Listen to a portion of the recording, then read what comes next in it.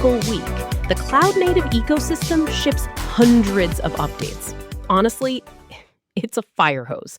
And if you're a platform engineer or an SRE, missing the wrong one, like a critical security patch, can turn your Monday morning into a disaster. A disaster is putting it politely, Katie.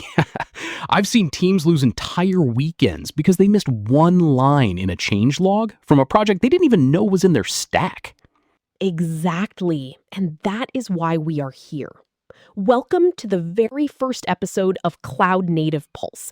I'm Katie, and I'm joined by Jeremy, who I'm pretty sure reads YAML for fun.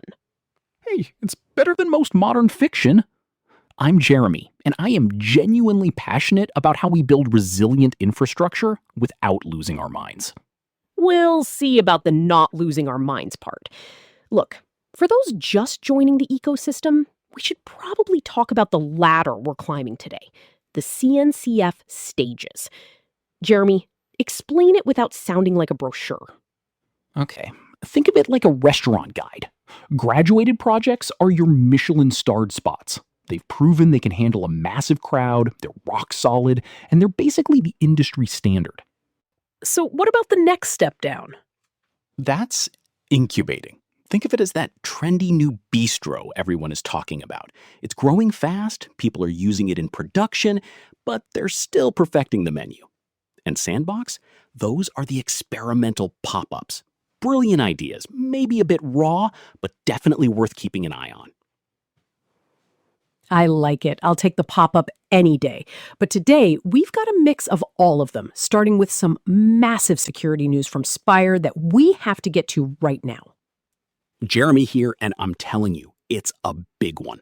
We've also got milestone releases from Vitesse and Strimzi, plus a long-awaited LTS for Containerd. It's a packed house, and since we have a zero-day flag on the board for Spire, we are going straight to that first. Let's get into it. All right, here's the quick rundown. We're starting with that critical Spire security fix, then hitting the graduated heavyweights, Vitesse, Containerd, Knative, etcd, and Dapper. And don't forget the incubating stars. Strimzi hitting version 1.0 is a huge deal, but Nats and Backstage have some essential updates too. It's a lot of infrastructure for 20 minutes, but we're going to make it work. Jeremy, I know we wanted to start with the fun stuff, but we have to lead with this. What is happening with Spire? It's a drop everything and check your versions kind of situation. Spire, which is a graduated project and basically the digital ID card issuer for your services, just released v1.146 to fix two really nasty vulnerabilities. Digital ID card issuer? So like a bouncer at a club checking IDs? Exactly. Imagine a bouncer who's supposed to check that every person coming in is who they say they are. One of these bugs is an impersonation bypass specifically for EC2 instances. Wait, seriously? So I could just put on a fake mustache and tell the bouncer I'm the CEO's brother? Not quite. Basically, an attacker on one instance could forge their papers. They'd look like any other instance in your domain. It's full-on identity theft. Jeremy, that's not a fake mustache. That's a full-on Mission Impossible face mask. How bad is this for someone running this in production? It's critical. If you rely on Spire to tell you, yes, this is definitely my database client, and an attacker can just lie about it, honestly, your whole trust model just collapsed. You know, it's a heavy thought. We talk about security like it's just code, but for the person running Spire, they're the ones holding the keys to the entire city. When that bouncer fails, it's not just a bug. It's a betrayal of the trust the whole company puts in that one system. That's a lot of pressure to carry on a Tuesday. It really is. And the TOCTU bug, time of check to time of use, makes it worse. Jeremy, English please. No acronyms unless you want me to bring the siren out. Right, sorry. Imagine the bouncer checks your ID, says, you're good, and while he's looking at the next person, you hand your ID to your friend behind you, and both of you walk in on the same pass. Okay, I get that. So concurrent attestations using the same join token could both succeed? What's what's the call here? If you are running Spire on AWS, this is an immediate upgrade. Like, pause the episode and go check your versions right now. If you're on v1.14, you need v1.14.6 now. There is a silver lining here, or is it just firefighting? In this specific patch, it's pretty much just firefighting, but the fix is solid. They've refactored the AWS IID plugin to actually validate those identity documents properly. Well, at least they fixed it. If you're using Spire, check the show notes for the links. Please, don't be the person who finds out about this from a post-mortem. Okay, can we talk about something that isn't an emergency now? Because Vitesse just hit version 24, and it is a beast. Version 24? I feel like we were just talking about version 20 last month. Vitesse is a graduated project, right? I can't believe it's not a single database system. Exactly. It's the bionic suit for MySQL. It takes your single database and turns it into a giant sharded cluster that acts like one big machine. Okay, so for the humans, it's like taking a small library and turning it into a massive warehouse with robots that find your books for you? Spot on. And the robots just got way faster. They've added window function pushdown. Wait, hold on. Window function pushdown? Jeremy, that sounds like a very expensive way to say sorting. Okay. Imagine you want to know the rank of every book in that warehouse based on how many times it's been checked out. Normally, the robots would have to bring every book to a central desk, count them, and then put them back. Which sounds incredibly slow and annoying. It's incredibly slow. Pushdown means the robots can now do that ranking inside the aisles, at the shelves, and just send the final answer to the desk. It's a massive performance win for sharded key spaces. Okay, that actually makes sense. So less traffic in the aisles. What else is in version 24? They've added native bin log streaming. It's a more direct way to get data out of Vitesse for downstream systems without needing as much middleware. Plus, they've switched to JSON logging by default. Oh, joy. More JSON. My favorite. Your favorite. But there is one thing to watch out for. They've made a breaking change to how external decompressors work in backups. It's now an opt-in feature for security reasons. So if you have automated backups that rely on that, you might wake up to a surprise? Exactly. You need to explicitly enable it in your manifest now. It's a small change, but if you miss it, your restore process might fail when you need it most. Okay, so check your backup scripts. Vitesse v24, faster robots, but check the manual. Speaking of stability, Container-G just released version 2.3, and it's the first ever LTS release. LTS? Long-term support? That's usually the signal that a project has finally decided to settle down and buy a house, right? Pretty much. Container-D is a graduated project. It's the engine under the hood that actually runs your containers. And this LTS means they're committing to a full year of support with a clear upgrade path. So it's like a restaurant that finally prints a permanent menu instead of writing it on a chalkboard every day? Exactly. You know what you're getting, and you know it'll be there for a while. And they've added some cool stuff to that menu, specifically file system transfer types. Transfer types? Like how you want your steak cooked? Not quite. It's about how container layers are copied.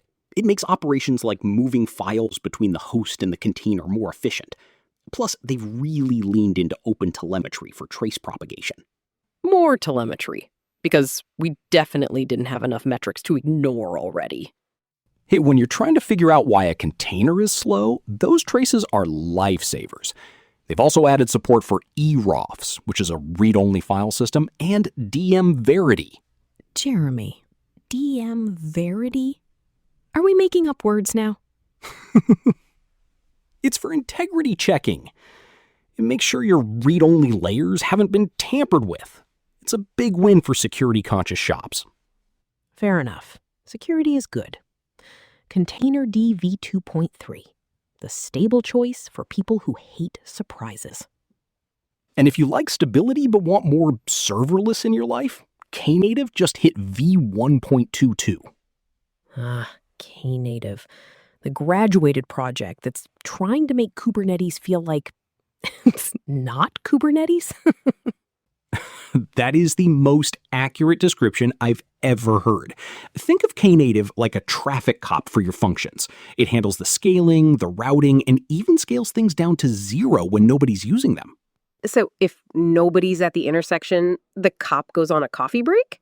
Exactly. And in v1.22, they've spent a lot of time hardening the traffic cop's equipment.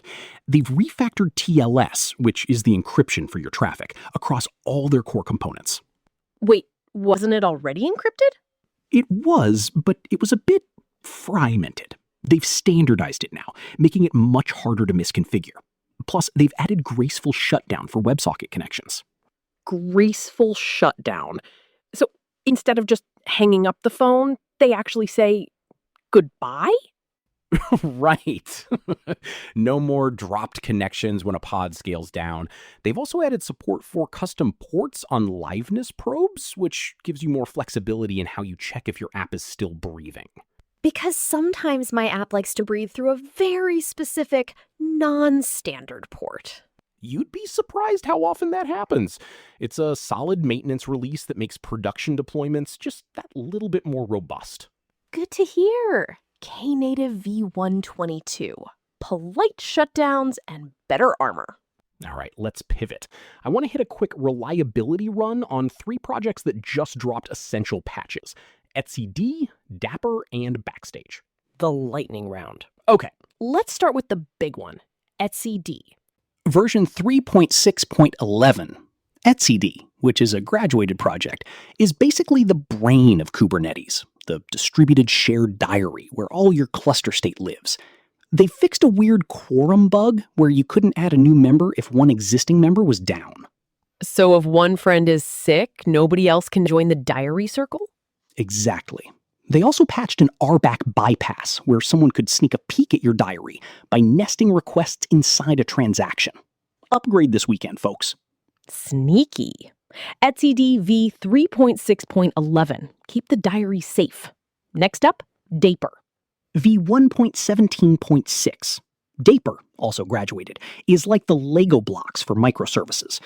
They fixed a graceful shutdown bug where messages were being lost or sent to the dead letter queue during deployments. Dead letter queue? Where mail goes to die? Yep. Dapper was tearing down connections too fast. Now it holds on until the last second to ensure redelivery. It's a must-have for PubSub users. I like apps that don't lose my mail. And finally, Backstage. Version 1.50.4.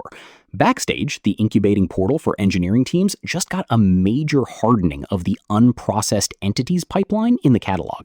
That's the list of things Backstage hasn't categorized yet. Ghosts in the machine? More like an open backdoor. An attacker could have injected malicious data. They've patched 3 plugins to lock it down. Solid. etcd, Dapper, and Backstage, all patched, all safer. Let's head back to the bigger incubating releases. Strimzy just hit version 1.0. It's the Kafka operator. Think of it like a professional librarian who knows exactly where every book in the library belongs and how to make sure the building doesn't fall over. And version 1.0 means the librarian finally got their tenure? Pretty much, but it comes with a big heads up. They've completely removed support for the older v1 beta 1 and v1 beta 2 APIs. It is v1 or nothing now. Wait, so if I'm still using the old API versions in my YAML, what happens?